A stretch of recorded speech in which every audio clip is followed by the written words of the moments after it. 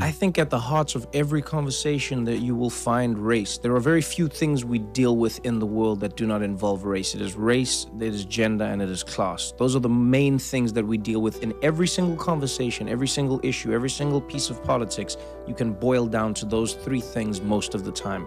And you know, you hear people going, oh, why you gotta always make it about race? I always say to people, you only say that when you are not the race that is affected by that, you know? If you're a person of color, you live the race every single day.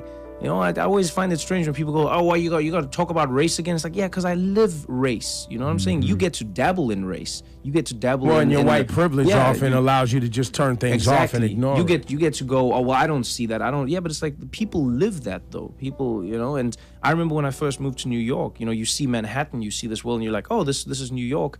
And then my barber was like, you got to come to Harlem and see what a different piece of the city is like, a different piece of the world. Or the boroughs. Manhattan's New York City, but it's really exactly. not. And then when I got to Harlem, I was like, oh, and it's so strange. When you're in a hood anywhere in the world, it feels exactly the same. Yep. It is a strange shared experience that you cannot explain unless you have lived it. So when I'm walking around in Harlem, I have the exact same feeling I have walking around in a township in South Africa, and you start to realize that there is more that brings us together than we think. So in terms of doing a show, it doesn't matter where I'm from in the world. There are things that affect us all, you know?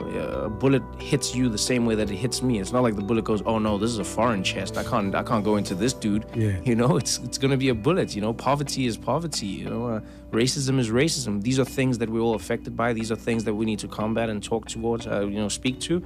And that's what I work to every single day. We have a similar history, and that's why America suits me as a second home.